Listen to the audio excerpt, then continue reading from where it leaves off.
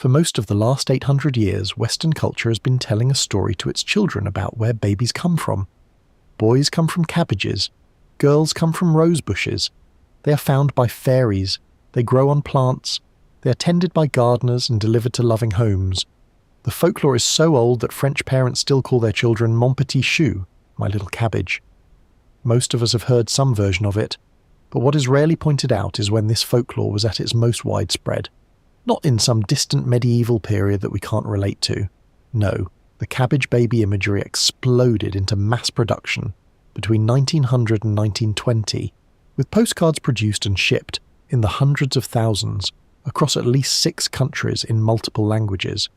Stay with us and we will discuss how the cabbage baby craze connects with the Paris exhibition, which charged admission to watch premature babies fight for their lives in glass boxes. With the orphan trains that transported 250,000 children across America like livestock, to be selected and purchased by farming families, and with the first narrative film in cinema history, which was about a fairy harvesting babies from a garden. I want to be careful with what I am about to argue. The connection between the imagery and the institutions is not backed with concrete evidence, and there are no documents that say the cabbage baby metaphor was specifically designed to obscure what was happening to real children. What there is instead is a pattern that becomes increasingly difficult to dismiss the longer you look at it. So I am going to walk you through the documented facts in the order they actually occurred, and I am going to let you decide for yourself whether the pattern is coincidence or something else. The folklore is real. The institutions are real. What you make of the relationship between them is up to you. The institutional story begins in Rome in the year 1198. A wooden cylinder is installed in the wall of a church. The cylinder rotates. A woman can place an infant inside it from the street, ring a bell, and the staff on the other side will rotate the device to receive the child. No questions, no confrontation, no record of the parent. The mechanism is called the foundling wheel, the ruta in Italian, and it represents the first formal institutional response in European history to the problem of unwanted children. Over the next 600 years, the wheel spread across Catholic Europe. By the 1400s, it was in cities across Italy, Spain, Portugal, and France. By 1811, France had legally formalised the system across the entire country, with 251 foundling wheels in operation. A woman could deposit a baby into a wooden cylinder in any major French town and walk away. The system was 100% anonymous by design, and that was the point. The numbers, when you look at them, are difficult to absorb. By the early 1800s, more than 100,000 babies a year were being deposited into foundling wheels across Catholic Europe. In some cities, Paris, Milan, Madrid, as many as 1 in 3 babies born was placed into one. The death rate inside the foundling hospitals that received them averaged around 80%.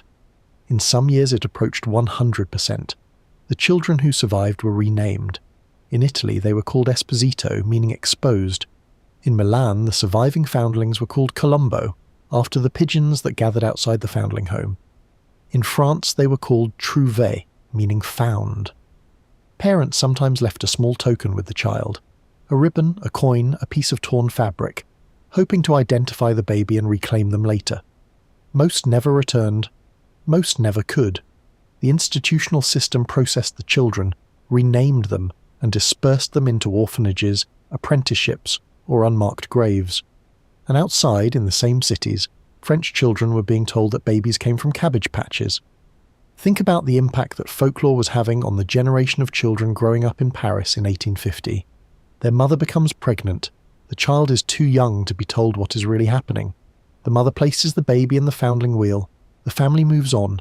And when the older child asks where the baby went, the answer is that babies come from cabbages. They are found by fairies. They are tended in gardens. The story is not just a charming explanation of biology. It is a functional cover for what is actually happening to the children of the poor in nearly every major European city. It is telling the surviving children of the urban poor a story about origin that erases the institutional reality of how their siblings disappeared. The story is not innocent. It is necessary. It is what the system requires the population to believe in order to keep functioning. By the mid-19th century, France began closing its foundling wheels. The system had become indefensible. The death rates were too high, the abandonments were too numerous, and the public conscience could no longer sustain the official position that the wheels were a humane response to poverty. The last French wheels were dismantled in the 1860s, but the underlying problem they had been built to solve, what to do with unwanted children, did not disappear. It simply moved. And in America, the same problem had already produced a different kind of solution. On September 20th, 1854, a train pulled out of New York City carrying 46 children. They ranged in age from infants to 12 years old. No parents travelled with them. No family was waiting for them at the destination. When the train arrived in Dowagiac, Michigan, the children were lined up on a railroad platform. Local families walked past them, inspected them, and chose which ones to take home. The children who were not chosen got back on the train and travelled to the next stop. This was the first orphan train. Over the next 75 years, between 200 and 250,000 children would be transported this way across the American continent. The last train departed on May 31st, 1929, carrying 3 children to Sulphur Springs, Texas. Most of these children were not orphans. Many had 1 living parent, some had 2. They were the children of immigrant families, of poor families, of urban populations that the institutional charity organizations of the era classified as a problem to be solved. The first orphan train agent, E.P. Smith, advertised the children to receiving families by pointing out that boys were handy and girls could be used for all types of housework. The children travelled for days in conditions barely better than livestock.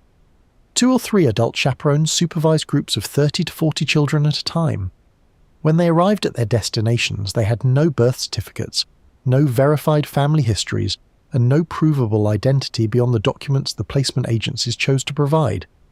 An estimated 2 million Americans alive today are descended from orphan train riders. Many of them still cannot trace their lineage past the train platform. The record was deliberately incomplete. The point of the system was not to keep families connected.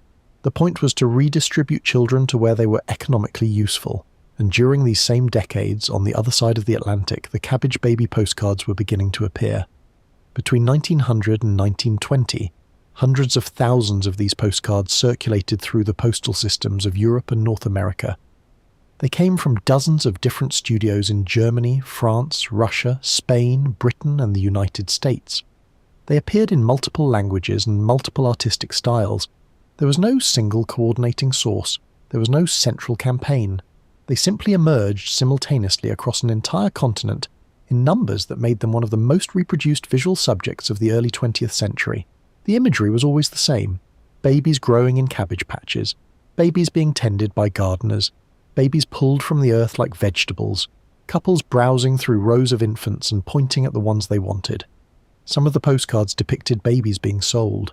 Some referenced lotteries of children.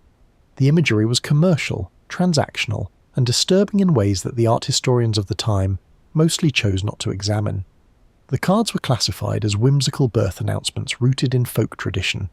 They were filed under sentimental ephemera and considered harmless, and mostly they were. But it was the timing of their meteoric rise in popularity that raises some questions. Is it coincidence that the folklore reached its commercial peak in the exact same decades that the institutions it described were operating at their largest scale? The postcards exploded into mass production in the exact decades when the orphan trains were running at their highest volume. The peak years of the Cabbage baby imagery, between 1905 and 1915, overlap precisely with the peak years of orphan train operation, when 3,000 to 4,000 children per year were being shipped out of New York and other northeastern cities to be selected by strangers on platforms across the American Midwest. The same windows in time, across 2 continents, the same problem of children needing to be moved without their origins being too closely examined, solved with large-scale institutional child displacement systems.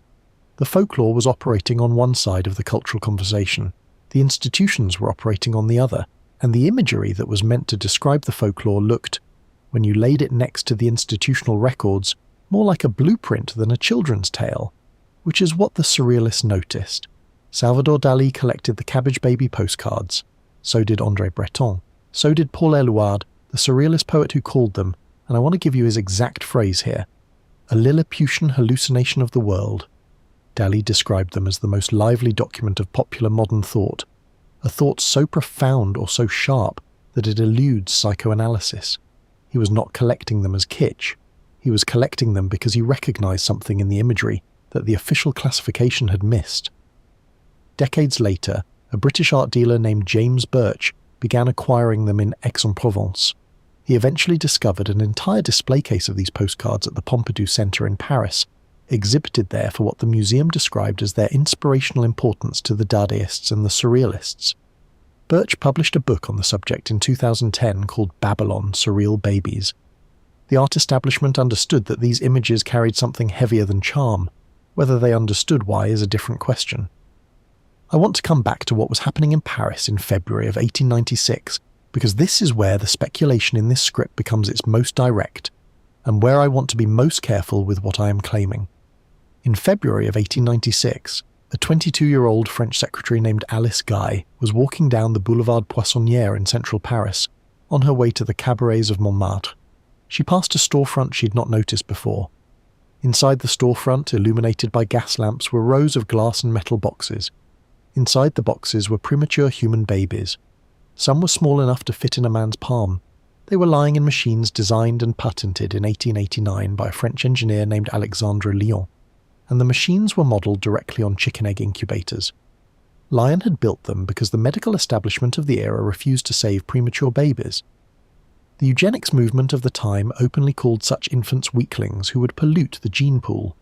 A Chicago doctor produced a film in this period advocating for letting them die, with the title, "Kill Defectives, Save the Nation." The Boston Medical and Surgical Journal published an editorial in 1901 questioning whether saving premature infants was even worthwhile. The official medical position was that these babies should be allowed to die, so the only way Lion could keep them alive was to display them in a public exhibition and charge admission to watch. 50,000 people paid to see them in the first year alone. The exhibition was profitable enough to fund the medical care that the medical establishment refused to provide. Alice Guy walked into that storefront in February of 1896. Her granddaughter, Regine Blaché Bolton, confirmed this decades later. 3 months after that visit, Alice Guy filmed La Fée aux Choux, the Cabbage Fairy. The film is short, just a few minutes long, and it consists of a single repeated action. A woman in a fairy costume stands in a painted garden. She reaches behind an oversized cabbage. She pulls out a living human baby. She places the baby on the ground. She returns to the cabbage and pulls out another baby. She does this several times until the garden is full of children. That film became the first narrative story in the history of cinema. The original 1896 version is now lost, as are most films from that era. The version that survives is a remake from 1900, and I'm sorry to say that we will never see the original. I'm going to be direct about what the connection between Lion's exhibition and Guy's film actually is. Alice Guy visited an exhibition where premature babies were displayed in glass boxes for paying strangers. 3 months later, she filmed a fairy harvesting babies from a garden. The biographical fact is documented by her granddaughter.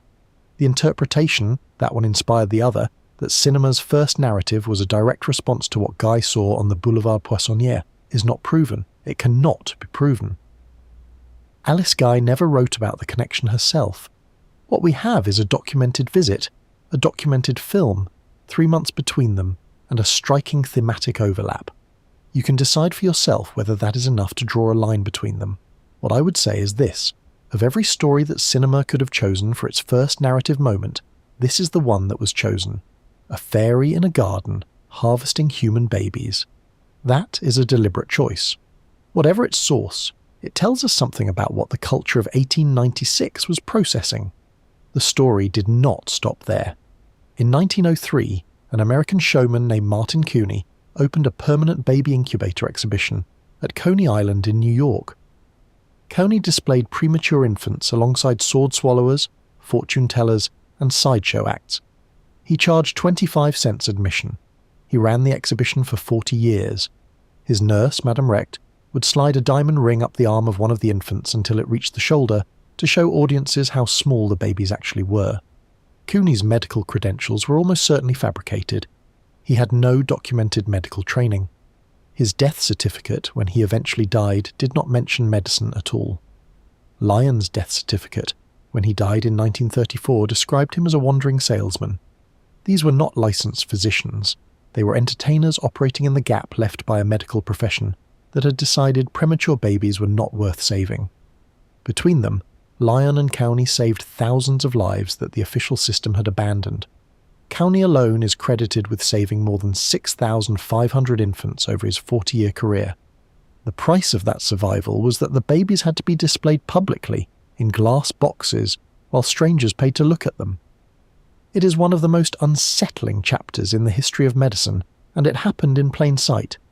People bought tickets, they walked through the exhibitions, they saw what was happening, and the imagery of the postcards being sold during the same decades. Babies in containers, babies tended by strangers, babies displayed as objects, looked exactly like what was happening at Coney Island and on the Boulevard Poissonnière, except softened by folklore and given a title that was easier for the general public to digest. Which brings us, eventually, to 1976. A 21-year-old art student in Georgia named Xavier Roberts encountered dolls at a craft fair made by a Kentucky folk artist named Martha Nelson Thomas. Thomas had been making the dolls since the early 1970s. She called them doll babies. Each one came with a handwritten birth certificate and adoption papers. There were no parents listed on the documents. The dolls were simply born. Roberts bought several from her and began making his own variations. When Thomas refused to continue supplying him, he renamed the dolls Little People and began selling them himself. In 1982, a licensing agent named Roger Schlafer renamed them Cabbagepatchkids and constructed an origin mythology. The official story was that Xavier Roberts, as a 10-year-old boy, had followed a magical creature called a bunny bee behind a waterfall and discovered a cabbage patch where babies were being born. He sold the dolls, except that he did not exactly sell them. You adopted them. Each doll came with its own birth certificate and adoption papers. You signed for the doll, you took it home, you cared for it as if it were your own. The dolls were sold from a converted abandoned medical clinic in Georgia called Babyland General Hospital. Coleco mass-produced the toys beginning in 1983. By the end of that year, 3 million had been sold. 20 million sold in 1984. The total retail figure climbed to $2 billion within 2 years. Americans physically fought each other in shops to acquire the dolls. There were widely reported incidents of injuries during Christmas shopping crushes. The country was buying parentless babies from a converted hospital, signing adoption papers for them, and taking them home. Martha Nelson Thomas, the folk artist who had originally created the concept, sued Roberts. The case settled out of court in 1985 for an undisclosed amount. Her name was removed from the product and the production of the dolls continued. The story they told was the same story that had been circulating since at least 1198. Babies appeared from a garden. They had no parents. They were distributed to families through an institutional intermediary. They came with paperwork. They went home with strangers. I cannot tell you with certainty that the Cabbage Patch Kids were a deliberate continuation of an 800-year-old institutional cover story. I can tell you that the imagery, the language, and the mechanics of how the dolls were sold are almost identical to the language and mechanics of how foundling wheels and orphan trains operated. Babies appearing from a garden, no traceable parents, distributed through an institutional process, adopted, not purchased, documented through papers that did not name the people who had originally produced them. The Cabbage Patch Kids were sold as innocent. They were sold as charming.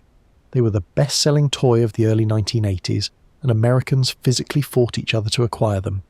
The story they told was the same story Western culture had been telling its children for nearly 1,000 years. Now, of course, there is plenty of speculation in this story, and you may believe what you will. But what I continue to find in stories such as these is the pattern that points to the very real possibility that we aren't just dealing with stories. Yes, every culture since the beginning of time has needed stories to explain what it could not say plainly. You do not tell a child that their sibling was deposited in a wooden box in a church wall by a mother who could not afford to feed them. You tell the child their sibling was found in the cabbage patch. You do not tell a community that 250,000 of its children have been stripped of their identities and shipped across a continent. You print postcards of babies growing in gardens, tended by fairies, delivered to loving homes. You do not tell the public that premature babies are dying because the medical profession refuses to save them. You display the surviving ones in glass boxes on a boulevard and call it an exhibition. The fairy tale does the work of erasure. It always has. It is what allows the institution to keep functioning while the population that funds it sleeps undisturbed. The original Alice Guy film is lost. 90% of all films made before 1929 are gone. The one film that might tell us, in its original form, what the culture was processing when it chose this particular story for its first narrative moment has vanished. The postcards are in museum archives. The orphan train records are in genealogical databases, partially recoverable, partially not. The foundling wheel mechanisms are still embedded in the walls of old hospitals across Europe. Physical objects still there, still showing the rotation marks where children pass through them. The Cabbagepatchkids are in attics and storage units across America, each one with its adoption certificate still tucked inside. And somewhere between all of these, between folklore and documentation, between fairy tale and institutional record, there is a question that has rarely been asked seriously. What story does a civilization tell itself when it needs to explain where all the children came from? What mythology does it build when the truth is too large, too systemic, or too uncomfortable for a direct answer? And when that mythology shows up in the first narrative film, the most popular postcards of an entire era, and the best-selling toy of a generation, all of them using the same image of a baby being harvested from a garden, what exactly are we looking at? A coincidence that spans 8 centuries and 6 continents, or one of the longest-running cover stories in Western history?